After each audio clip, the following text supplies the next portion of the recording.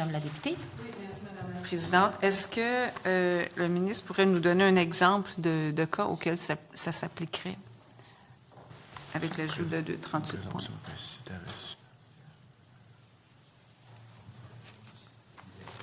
Donc, c'est la question du dol. Donc, c'est une présomption que si vous aviez su, vous n'auriez pas acheté. Donc, il y a déjà d'autres articles qui sont visés. Donc, lorsqu'un commerçant, un fabricant ou un publicitaire se livre en cas de vente, de location ou de construction d'un immeuble à une pratique interdite ou, dans les autres cas, à une pratique interdite divisée au paragraphe A, B, tout ça, on vise, il y a présomption que si le consommateur avait eu connaissance de cette pratique, il n'aurait pas contracté ou n'aurait pas donné un prix si élevé. Donc, c'est une protection qui existe déjà, où est-ce qu'on dit, bien, écoutez, il n'y aurait pas contracté. Mais quand on ajoute le 238.1, quel est le lien avec les commerçants, fabricants ou publicitaires en cas de vente, de location ou construction d'un immeuble? Mais c'est parce que si l'utilisation de l'image d'une personne, ça amène en faveur du consommateur une présomption qu'il n'aurait pas contractée. Fait que dans le fond, on favorise le consommateur dans ce cas-là parce que, supposons, un publicitaire aurait utilisé l'image en matière immobilière, supposons, de quelqu'un pour vendre un condo, supposons, construction d'un immeuble. Bien là, à ce moment-là, ça favorise le consommateur, puis on dit qu'il y a une présomption qu'il n'aurait pas contracté. Donc, ça lui permet de bénéficier de l'effet de la loi en sa faveur. OK. Mais pour ce qui est de l'utilisation de l'image, parce que il y a les deux côtés. Il y a le côté de la personne qui se fait prendre son image sans son consentement, puis il y a le côté du consommateur avec le prix. C'est pas tout à fait clair pour moi, là. Dans le fond, ça permet d'avoir un recours à la personne de bénéficier d'une présomption de préjudice. Donc, son préjudice est plus facilement établi à la personne qui s'est fait flouer par cette publicité-là parce qu'il n'aurait pas contracté. Donc, c'est pour permettre, pas nécessairement à la personne dont l'image a été utilisée sans son consentement, mais plus à la personne qui a été victime de cette utilisation d'image sans le consentement de la personnalité, admettons, de pouvoir exercer un recours. Effectivement. C'est ça? D'accord. C'est bon? OK. OK. C'est bon, j'avais pas d'autres questions. Monsieur le député, est-ce que ça va pour l'article 3?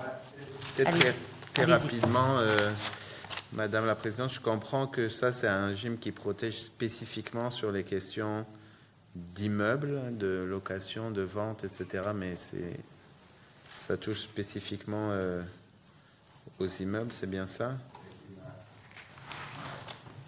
Et donc, les conséquences...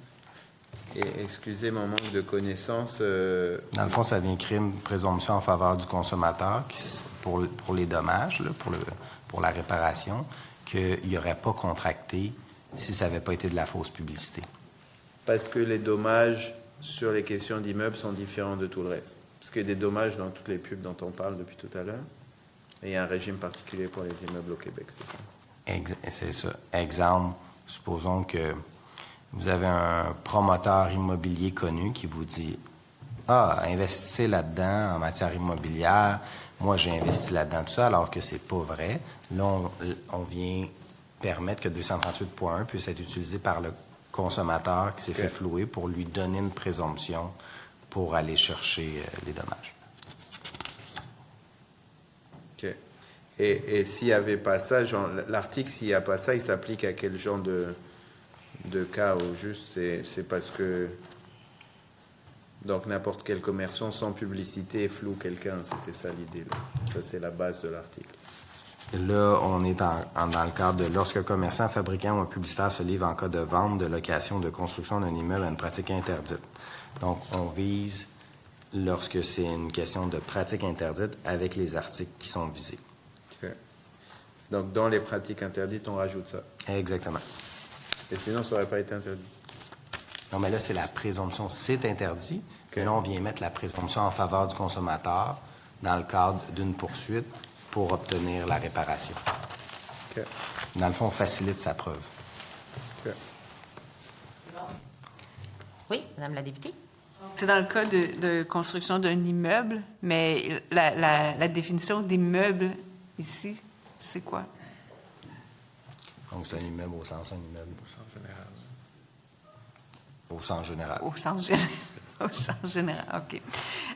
Donc, si quelqu'un se fait flouer, même cas de figure, il achète, pas moi, du savon auprès d'une entreprise qui a utilisé l'image d'une personnalité sans son consentement pour vendre le savon, puis le consommateur floué veut exercer un recours, c'est pas cet article-là qui lui donne présomption parce que ça n'a rien à voir avec un immeuble. Non, exactement. Ça, c'est en matière immobilière.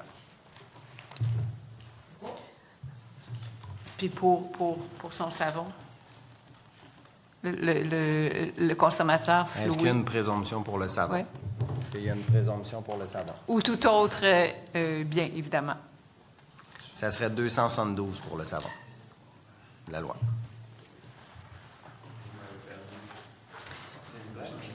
Non, c'est pas une blague, c'est que je Si disais... c'est un autre type de produit, il va passer par l'article 272. Si c'est en matière immobilière, il va passer par l'article 253. Je ne peux pas vous couper. Et dans 272, est-ce qu'il y a aussi présomption en faveur du consommateur?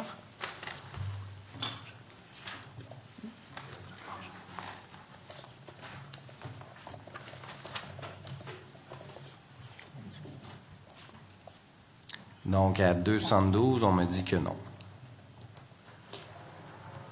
Puis pourquoi on n'aurait pas dans le projet de loi la même présomption pour les personnes qui se sont fait flouer pour d'autres types de produits qui visés par le 272? Si je pense par exemple au cas de Marie-Claude Barrette, qui est venue en commission, puis son image a été utilisée pour vendre des produits très coûteux, à fort prix. Les personnes qui ont dépensé beaucoup d'argent, puis il y en a de ces personnes-là qui l'accostent dans la rue puis disent hey, « Toi, tu dois en faire de l'argent avec tout ce que j'ai acheté de tes produits. » Alors, ces personnes-là n'ont pas de présomption. Non, mais ça, nous, on vise le consommateur. On ne vise pas Mme Barrette. Non. C'est ça. 212, ça dit si le commerçant ou le fabricant manque à une obligation que lui impose la présente loi, un règlement ou un engagement volontaire souscrit en vertu de l'article 314 dont l'application a été étendue par un décret pris en vertu de l'article 315.1. Le consommateur, sous réserve des autres recours privés à la présente loi, peut demander, selon le cas, l'exécution de l'obligation, l'autorisation de la faire exécuter aux frais du commerçant ou du fabricant, la réduction de son obligation, la résiliation du contrat, la résolution du contrat, la nullité du contrat, sans préjudice de sa demande en dommages-intérêts. Dans tous les cas, il peut également demander des dommages-intérêts punitifs. Fait que dans le fond, il peut demander ces 6 modalités-là, plus des dommages-intérêts, plus des dommages-intérêts punitifs. Fait qu'il peut le faire. Il y avait un régime particulier pour l'immobilier. Fait que ce qu'on amène, c'est de la concordance. Si ça touche l'immobilier à 253, on amène de la concordance. On le rajoute. Donc, est-ce que ça veut dire que dans le cas d'un achat de produits, là, savon ou autre, que c'est de facto présumé? Non, c'est pas présumé. C'est ce qui est disponible pour lui comme type de recours à 272. Si c'est en matière immobilière, il y avait déjà une présomption, alors on vient ajouter la pratique interdite qu'on insère dans le cadre de notre article, également en matière immobilière. Donc, on vient bonifier l'article comme type de pratique interdite quand c'est en matière immobilière. OK. Donc, en matière... fond, l'immobilier existait déjà avec une présomption. Tous les autres types de contrats, il n'y a pas de présomption. Puis là, nous, avec le nouvel article qu'on insère, on l'insère également en matière immobilière, comme tous les autres cas en matière immobilière. OK. Je comprends qu'en fin de compte, c'est un peu comme une concordance pour ce qui est des transactions en matière immobilière. Mais est-ce que, puisqu'on reconnaît avec ce projet de loi-là qu'il y a une utilisation trompeuse de l'identité d'une personne, que c'est préjudiciable, on veut faire arrêter ça le plus tôt possible, est-ce qu'il n'y aurait pas lieu de créer cette présomption-là pour le consommateur? Non, parce que c'est en matière de dommages-intérêts, la présomption.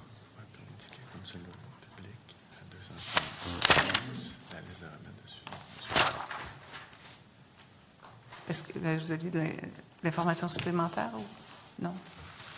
Donc, ça veut dire que, si je comprends bien, pour le consommateur, il n'y a rien qui change. Le consommateur qui est floué par l'utilisation sans consentement de l'image d'une personnalité pour lui vendre des produits autres que des immeubles, il n'y a rien qui change pour le consommateur. Non, non. Dans le fond, là, actuellement, quand vous aviez une pratique interdite, quand ça touche l'immobilier, vous aviez déjà une présomption qui n'aurait pas donné ce prix-là en termes de dommages-intérêts et de réparation. Ce qu'on vient faire dans l'article immobilier, c'est qu'on vient joindre la nouvelle pratique interdite qui, vous ne pouvez pas utiliser l'image sans consentement en matière immobilière. Les autres possibilités, lorsque ça ne touche pas l'immobilier, qui existe déjà dans la loi sur la protection du consommateur, les autres types de pratiques interdites, vous pouvez faire annuler le contrat, résolution, résiliation, diminution corrélative de l'obligation, dommages-intérêts, plus dommages-intérêts punitifs, ça demeure intact. Puis la personne qui, lorsqu'il y a une pratique interdite, en vertu du projet de loi actuel, bien ça aussi, ça s'applique, c'est des recours à sa disposition. C'est juste qu'il y a un régime particulier pour l'immobilier dans la loi sur la protection du consommateur quand c'est ce cas-là. Fait qu'on vient verser l'article si la situation, c'est l'immobilier. On ne fait pas la loi sur la protection du consommateur pour mettre des présomptions partout. OK, je comprends ça. Vous l'avez bien dit là, que l'immobilier, c'était à part. Donc, sans mettre des présomptions partout, mais même pour le cas d'utilisation trompeuse. C'est parce que pendant les consultations, à un moment donné, il y a été... une des recommandations, c'était de renverser le fardeau de la preuve, par exemple, pour la personne dont l'image a été utilisée sans son consentement, mais aussi pour les consommateurs qui, eux, se font flouer par ça. Puis, il y en a certains que c'est pour... mettons, des investissements qui n'existent pas, là. Donc, ils se font tout prendre. Puis, évidemment, ils ont des problèmes avec leur code de crédit, leur réputation et tout ça. Et à chaque étape du processus, ils doivent se débattre pour prouver qu'ils ont été floués par ces pratiques-là. Mais c'est compliqué. Alors, c'est pour ça que s'il y avait eu une présomption, ça aurait peut-être... La différence entre aujourd'hui puis après l'adoption du projet de loi, c'est qu'il y a une nouvelle pratique interdite. Fait qu'ils ne peuvent pas le faire. Fait que là, auparavant, c'est vrai que les consommateurs n'avaient pas le recours pour agir. Là, on leur crée un nouveau recours puis on crée une nouvelle interdiction. L'article, tout ce qu'il fait, c'est qu'il vient dire, lorsque vous êtes en matière immobilière, comme le reste de la loi, bien, vous bénéficiez de la présomption. Tous les autres recours qui existent en termes de pratiques interdites se retrouvent quand même à 272 puis à la portée du consommateur. Dans le fond, c'est un élément supplémentaire. La personne qui va se faire flouer par le biais d'une image intime va pouvoir prendre son recours en vertu de 272. OK. Ça va. C'est bon? Est-ce qu'il y a d'autres interventions sur l'article 3? Oui, monsieur le député. Peut-être en une phrase pour être sûr que j'ai bien compris. Ce qu'on dit, c'est que pour l'immobilier, il y a toute la question de la présomption dont vous avez parlé, qu'il n'y a pas pour les autres affaires. Donc, il y a un régime particulier auquel on rajoute. Exact. Mais pour une voiture, par exemple, il n'y a pas prévu aujourd'hui... C'est le régime de 272 qui s'applique, puis là, il n'y a pas de présomption. Okay. Par contre, la loi est d'ordre public, puis c'est une loi qui est faite pour le consommateur. Alors, est-ce que s'il n'y a pas d'autres interventions sur l'article 3, est-il adopté? Adopté. Adopté. On passe au dépôt d'un article 3.1. Ah, voilà. Oui, exactement. Un dépôt d'un article 3.1 par amendement. Et c'est le député de Maurice Richard. On va ouvrir le document qui dépose cet amendement-là. 3.1.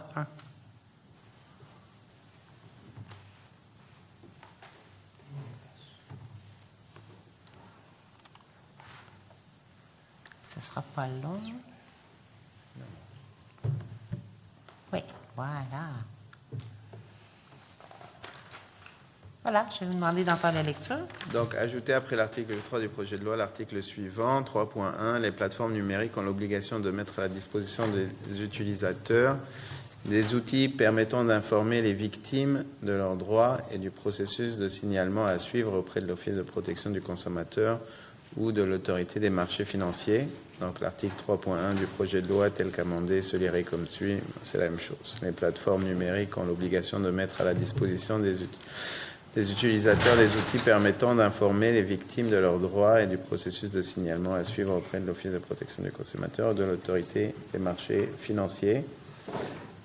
Ça, encore une fois, c'est un article, Monsieur le ministre, plutôt assez tarte aux pommes, là. L'idée, c'est vraiment d'obliger les différentes plateformes de pouvoir informer les utilisateurs quand ils veulent signaler qu'ils ont des outils à leur disposition pour pouvoir justement se diriger vers les bons canaux. Je salue la proposition du collègue de Maurice Richard. L'objectif, c'est d'informer les citoyens si jamais ils se font avoir, mais ça, c'est le travail de l'Office de la protection du consommateur qui le fait bien aussi. Mais l'idée, c'est justement de leur dire d'aller à l'office. C'est-à-dire que les gens, ils sont un peu perdus, là. Je veux dire, le premier réflexe, c'est peut-être d'appeler la police, je sais pas, là. Mais on va faire des campagnes de diffusion d'informations suite à l'adoption du projet de loi. L'idée, c'est d'avoir des outils centralisés à l'Office notamment. Alors, l'objectif, c'est le rôle de l'Office aussi d'assumer cette responsabilité-là. Ça, c'est clair. C'est pas, je veux dire, l'article, ce qu'il dit, c'est qu'on informe les gens qui peuvent aller ou à l'Office ou à l'Office de protection des consommateurs ou l'autorité des marchés financiers. Je comprends ce que vous dites, mais pourquoi vous seriez contre parce que depuis tout à l'heure, vous avez salué beaucoup de mes amendements, mais pour l'instant, ils ne passent pas, Monsieur le ministre. Mais pourquoi vous seriez contre une telle proposition? Coûte rien à l'État, permet de mieux informer les citoyens, obligerait des plateformes qui aujourd'hui sont des vecteurs de ces affaires-là, d'avoir un minimum d'obligations envers les citoyens. Et puis, franchement, c'est le minimum du minimum. Là. Leur dire, si vous pensez que c'est frauduleux, voici où est-ce que vous pourriez aller. Là. Je comprends l'argumentaire de mon collègue, mais comme je vous dis, c'est l'Office de la protection des consommateurs qui est chargé d'informer les consommateurs sur leurs recours et leurs droits, puis on veut qu'ils soient bien informés par l'Office.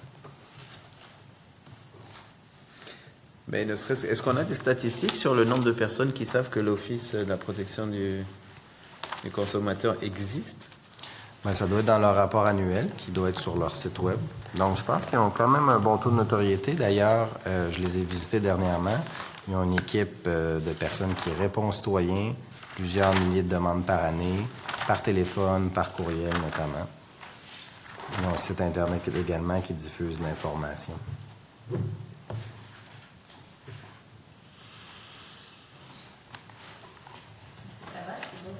Sur l'amendement introduisant l'article 3.1, s'il n'y a pas d'autre intervention, par appel nominal.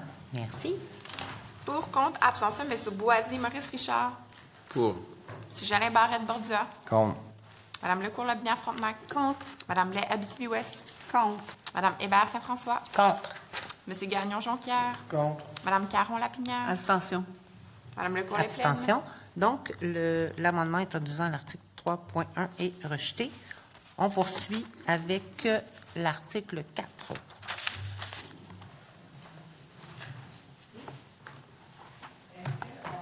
On devrait inverser les articles 4 et 5 parce que 4, ça semble être la concordance avec l'article 5. On va y aller article par article. Est-ce que vous voulez inverser?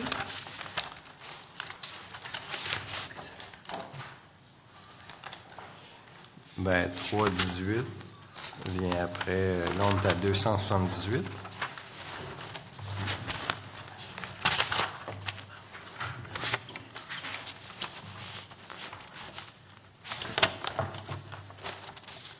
C'est comme vous voulez. Le consentement?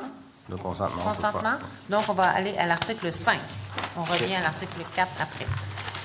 Cette loi est modifiée par l'insertion après l'article 318 des suivants. 318.1, le président peut 1. Ordonner à toute personne de cesser de se livrer à une pratique interdite visée au titre 2.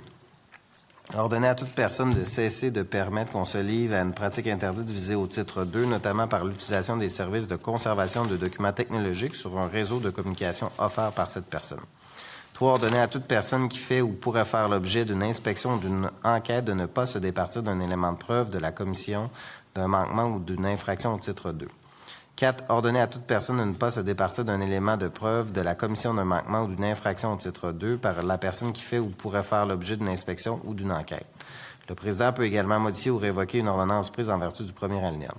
318.2. Le président doit, avant de prendre une ordonnance en vertu de l'article 318.1 ou de la modifier, notifier à la personne concernée le préavis prescrit par l'article 5 de la Loi sur la justice administrative et lui accorder un délai d'au moins 10 jours pour présenter ses observations. Toutefois, lorsque l'urgence de la situation l'exige et afin d'éviter qu'un préjudice irréparable ne soit causé au consommateur, le président peut d'abord prendre l'ordonnance puis donner à la personne concernée l'occasion de présenter ses observations dans un délai d'au moins 10 jours. 318.3. L'ordonnance ou l'ordonnance modifiée doit être motivée et être notifiée à la personne concernée. 318.4. Le dépôt par le président au greffe de la Cour supérieure d'une copie d'une ordonnance exécutoire lui confère la même force et le même effet que s'il s'agissait d'un jugement émanant de cette Cour. 318.5. Le président directeur général de l'Autorité des marchés financiers exerce les pouvoirs confiés au président par les articles 318.1, 318.2 et 318.4 à l'égard de quiconque utilise ou permet que soit utilisée l'identité ou l'image d'une personne en contravention de l'article 238.1 pour faire une représentation concernant une activité régie par la loi sur l'encadrement du secteur financier et par une loi visée à l'article 7 de cette loi. Un amendement? Oui, Madame la Présidente. L'article 5, inséré dans l'article 318.5 de la Loi sur la protection du consommateur, proposé par l'article 5 du projet de loi et après permet ou tolère. Cet amendement vise à assurer la concordance avec l'amendement proposé à l'article 2 du projet de loi. Alors, comme tantôt, on vient faire de la concordance, c'est le tolère en lien avec permet. Sur l'amendement. Je prends les interventions sur l'amendement, la notion de tolérance. Amendement non-tolérance, c'est la concordance avec ce qu'on a déjà. Ça va. Est-ce qu'il y a des interventions sur l'amendement? S'il n'y a pas d'intervention, est-ce que l'amendement est adopté? Adopté. Adopté. On revient à l'article 5 tel qu'amendé. Il y a un autre amendement, c'est vrai. On va le lire tout de suite. Allez-y. L'article 5, 318.6, ajouté après l'article 3.18.5 de la Loi sur la protection du consommateur proposé par l'article 5 du projet de loi le suivant. 318.6, celui qui s'est vu imposer une ordonnance par le président directeur général de l'Autorité des marchés financiers en vertu de l'article 318.5 peut, dans les 30 jours de sa notification, la contester devant le tribunal administratif des marchés financiers. Dans l'exercice de son pouvoir de suspendre l'exécution de l'ordonnance contestée, le tribunal doit tenir compte principalement de l'intérêt des consommateurs. Commentaire, cet amendement prévoit qu'une personne visée par une ordonnance du président directeur général de l'Autorité des marchés financiers peut la contester devant le tribunal administratif des marchés financiers dans les 30 jours suivant sa notification. Il précise également que lorsqu'il se prononce sur une demande de suspension de l'exécution d'une telle ordonnance, le tribunal doit tenir compte principalement de l'intérêt des consommateurs. Alors ça, c'est ce que j'expliquais au début de la commission. Dans le fond, les recours qui concernent pas les ordonnances. En fait, les recours qui concernent les ordonnances émises par le président de l'Autorité des marchés financiers vont relever du tribunal administratif des marchés financiers et les ordonnances qui sont émises par le président de l'Office de la protection du consommateur vont relever du tribunal administratif du Québec. Donc,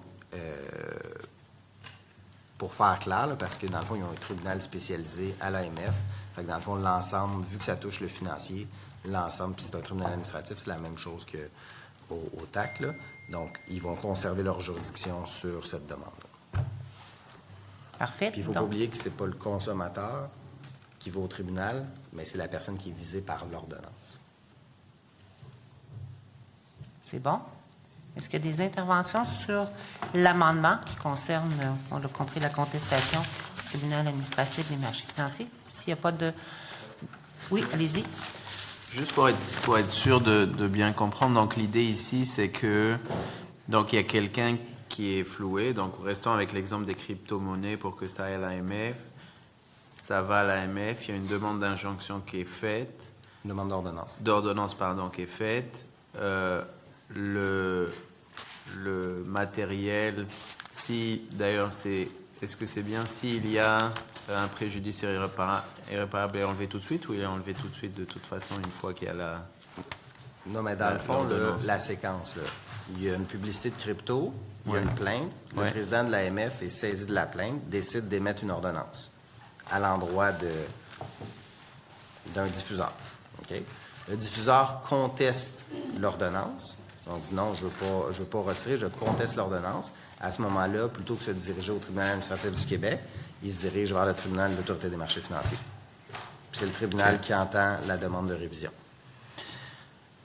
Et donc, toutes les parties du 30 jours, etc., c'est des parties habituelles qui auraient eu dans... Oui, c'est ça. Je vois tous les juristes qui disent oui. D'accord.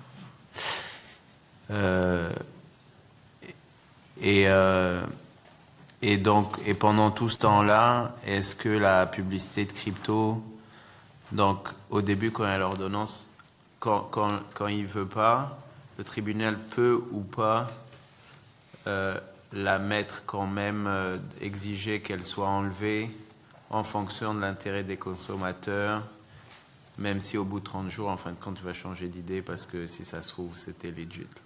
C'est ça?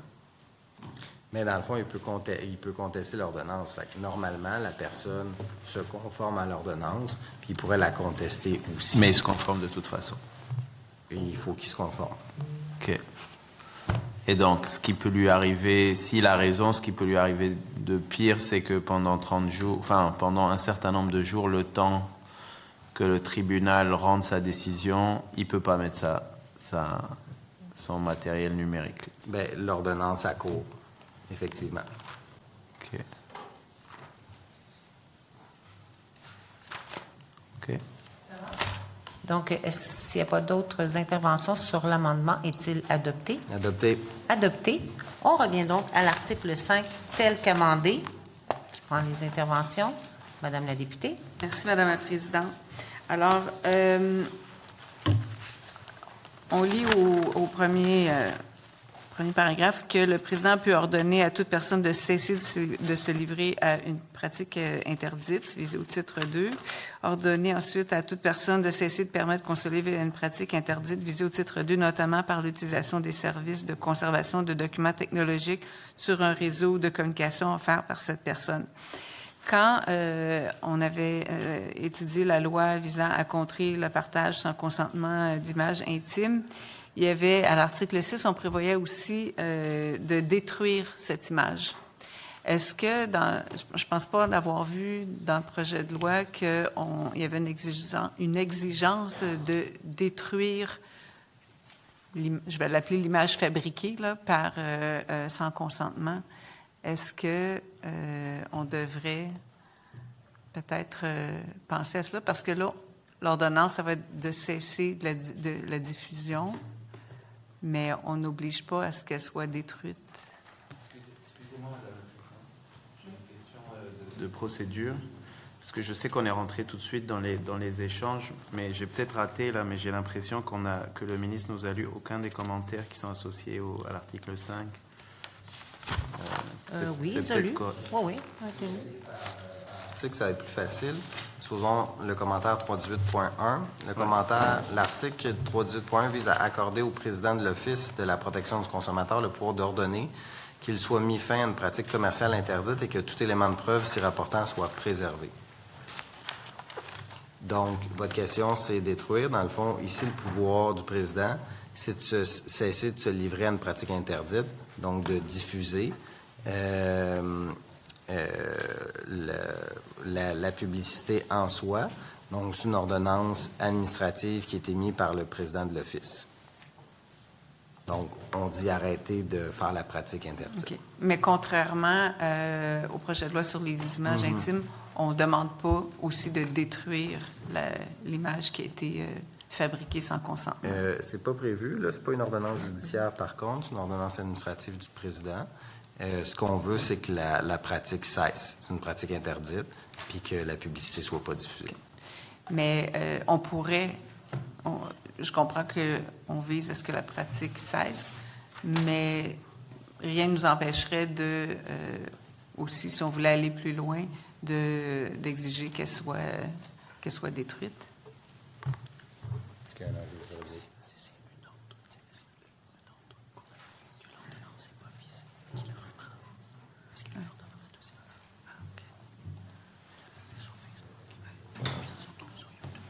Si vous voulez poser une autre question, on est en train de faire des Oui, vérifications. bien, une autre question. Est-ce que quand l'ordonnance est mise par le président de l'Office et qu'une autre plateforme utilise, parce que justement, ça a pas été, l'image fabriquée n'a pas été détruite, une autre plateforme se met à l'utiliser, est-ce que l'ordonnance vise uniquement la première plateforme ou serait applicable à la deuxième, ou s'il faut une autre plainte puis une autre ordonnance? L'ordonnance vise les personnes qui sont visées. Fait que en fait, c'est déjà... Il y a différents volets, là. Dans le fond, le fait de diffuser une image sans consentement ou d'utiliser ou de permettre ou de tolérer, ça, c'est une pratique interdite. Cette pratique interdite-là, elle est susceptible de sanctions. Fait que le principe de base, c'est que vous ne pouvez pas faire ça. Si vous faites ça, l'Office vous appelle, supposons, vous dit « Hey, vous ne pouvez pas faire ça, enlevez ça tout de suite. » Ils ne le font pas, supposons. Possibilité de sanctions administratives pécuniaires sur la pratique interdite. Continue, supposons. Amende, poursuite pénale. Donc, les montants sont plus élevés. Ça, c'est en matière de pratique interdite. L'autre chemin qu'on a dans le cadre du projet de loi, c'est aussi une ordonnance d'enlever. Fait que c'est pas juste le volet « je te tape sa tête pour que tu arrêtes de faire la pratique interdite », mais c'est aussi « j'ai un pouvoir d'ordonnance pour te la faire retirer ». Donc, on a les deux volets que l'Office peut utiliser. OK, mais comme vous avez dit, ça vise la personne qui fait la pratique interdite. Donc, si... Mais dans le nul, dans le fond, la pratique interdite, supposons pour les sanctions administratives pécuniaires, et pour l'infraction pénale, ça vise l'auteur ou celui qui le fait, ou le nul, ça peut être n'importe qui. Okay?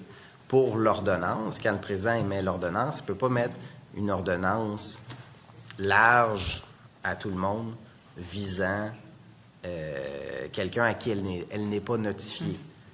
L'ordonnance, ça ne traîne pas. Le président ne peut pas faire une ordonnance puis la mettre sur son bureau, puis que, supposons, l'autre plateforme le fait, mais qu'il n'y a jamais eu signification d'une ordonnance, il ne pourra pas être visé par l'ordonnance.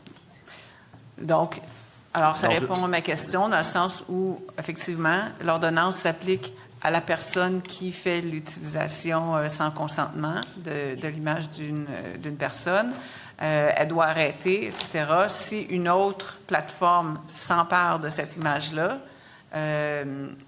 et puis la diffuse, bien à ce moment-là, ça prendra une autre plainte puis une autre ordonnance pour faire arrêter l'autre personne qui se sert de l'image. Donc, je comprends que c'est pas... ça vise pas... Une ordonnance ne peut pas viser l'ensemble des personnes ça peut pas viser l'ensemble. qui pourraient potentiellement utiliser Exactement. ça donnait à la pratique interdite. Mais donc, une fois. Alors, ça répond à ma question. Puis là, demeure évidemment, si la question de destruction de cette image-là, ça pourrait peut-être empêcher que quelqu'un d'autre l'utilise. Maintenant, j'avais un autre point que je... Est-ce que c'est possible de prévoir que une personne ou une plateforme qui est visée par une ordonnance, en plus de retirer le contenu pour cesser de le diffuser, qu'elle prenne des mesures raisonnables pour empêcher qu'elle soit rediffusée par quelqu'un d'autre, ou même par est-ce que l'ordonnance peut empêcher... Je pense que je vais attendre avant de poser la question.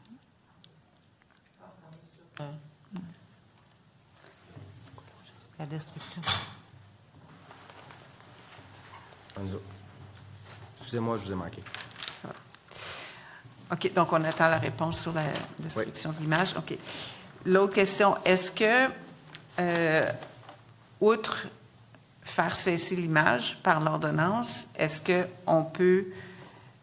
l'ordonnance peut aussi exiger que l'image en question ne soit pas rediffusée d'une manière soit identique ou presque identique sur la même plateforme ou sur une autre qui appartiendrait à la personne qui est visée par l'ordonnance. Mais c'est sûr, la publicité qu'on voit, l'ordonnance, c'est l'image. Ça dépend comment est libellée l'ordonnance. Mais c'est sûr que la reproduction d'une publicité trompeuse, avec des modifications, bien, c'est un peu comme le chat et la souris. Plus, puis l'Office va être vigilante, on donne des outils justement pour faire cesser ça, mais c'est un fléau qui est important. On se donne des outils, mais ça peut pas être une ordonnance ultime sur... En fait, le comportement, il est déjà interdit d'utiliser l'image intime, l'image d'une personne sans son consentement. C'est le principe de base. Après ça, l'Office appelle, impose des sanctions. Si c'est pas retiré, bien là, il y a une émission d'ordonnance, puis là, on peut se retrouver en outrage au tribunal. Mais est-ce que je peux couvrir, dans le cadre d'une ordonnance, toutes les situations factuelles possibles? La réponse est non. Mm-hmm. Comme dans n'importe quelle injonction aussi, c'est pas possible de viser tout. Dans un cas où la personne le processus est suivi, là, parce que la plateforme, admettons, ne retire pas tout de suite ou conteste et tout ça. Puis c'est réglé, c'est arrêté, mais que 2 ans plus tard, la même plateforme réutilise l'image sans le consentement, admettons le même... Bien, c'est la même chose, on disait par l'ordonnance, il n'y a pas de délai. OK, l'ordonnance court à vie. Mais si l'image est modifiée, puis c'est quelque chose, à ce moment-là, c'est quelque chose d'autre, il faut reprendre le processus. Exactement. Avec une autre ordonnance. Okay. Peut-être, Madame la Présidente, avant de suspendre, je ne sais pas les collègues s'il y en a pour longtemps, mais je pourrais proposer de prolonger la commission au-delà de l'heure si jamais, ça sous réserve du temps qu'ils ont besoin. Est-ce que vous voulez qu'on prolonge ou... Bien, dans le fond, la question, c'est est-ce que vous êtes prête à continuer à travailler? Est-ce que vous êtes prête à continuer? Je ne sais pas, ça dépend si vous en avez pour 2 heures. Si c'est le cas, on va suspendre pour aller souper, mais si vous en avez pour 15-20 minutes... Je propose qu'on aille souper, Madame la Présidente. Alors, compte tenu de l'heure, la commission suspend